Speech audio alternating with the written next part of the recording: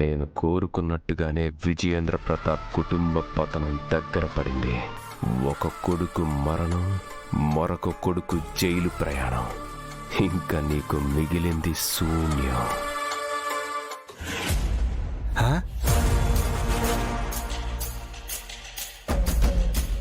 ఇదేంటిదే? ఇది బాత్రూమా? నా కొంప కూడా ఇంత పెద్దగా లేదు. ఏటైనా పెద్దోళ్ళే కానీ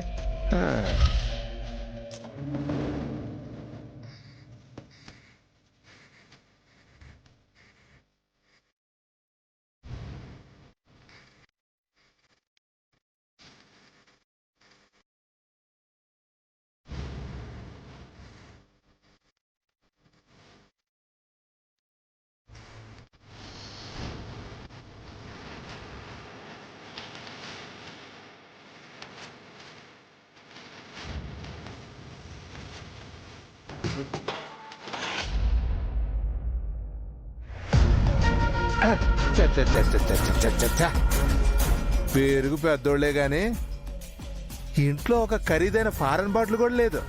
ఉండడానికి చోటిస్తే సరిపోద్దేటి? నారు పోసినోడికి నీరు పోయాలని ఇలా తెలియదా ఏంటి?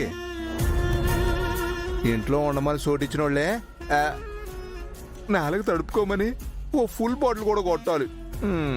పగలంతా ఎట్టోగట్ట మేనేజ్ చేస్తాను కానీ చీకటి పడితే చాలు. సుక్క పడకపోతే 4 సుక్కలు చూపించేస్తుంది. చిచి, తాగుబోతులు లేని ఇల్లు కూడా ఒక ఇల్లేనా? డబ్బుంటే సరిపోద్దేటి? సుఖపడే పద్ధతి కూడా తెలియాలి. దేవుడా, ఇల్లు తెలియనోడికే డబ్బులు ఇస్తావా? నాకు 1 కోటి ఇవ్వచ్చు కదా. కో అంటే కోటి తొల్లుకుంటూ వస్తుంది కొండ మీద కోతి. కోతి సంగతి ఏమో గాని 1 క్వార్టర్ అయినా పడాలి.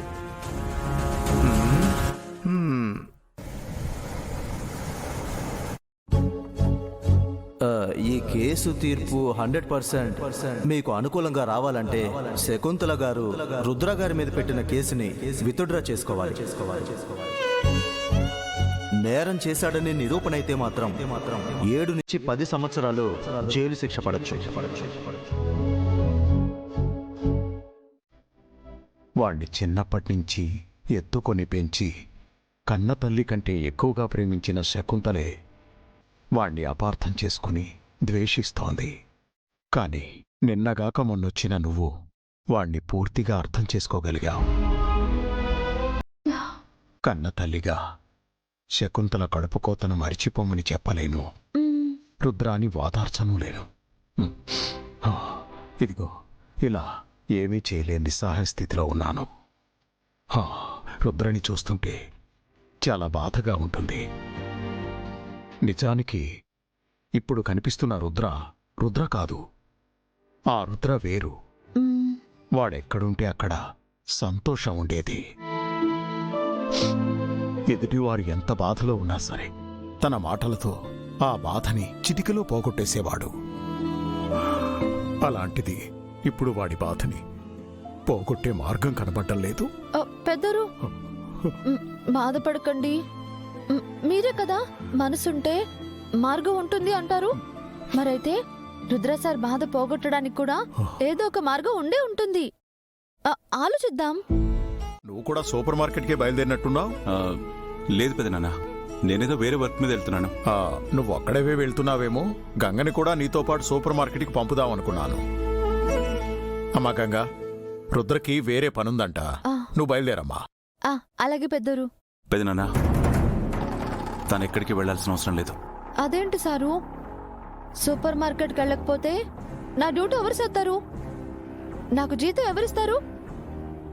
నువ్వు కొద్ది రోజులు బయట తిరగకపోవడమే మంచిది. ఆ మణి జైల్లో ఉండొచ్చు, కానీ వాడి తాలూకు రౌడీలు బయటే తిరుగుతున్నారు. వాళ్ల వల్ల నీకు ఎప్పుడైనా ఎక్కడైనా ప్రమాదం జరగచ్చు. సో నువ్వు ఇంట్లో ఉండడమే సేఫ్. నువ్వు చెప్పింది కూడా కరెక్టే రుద్ర.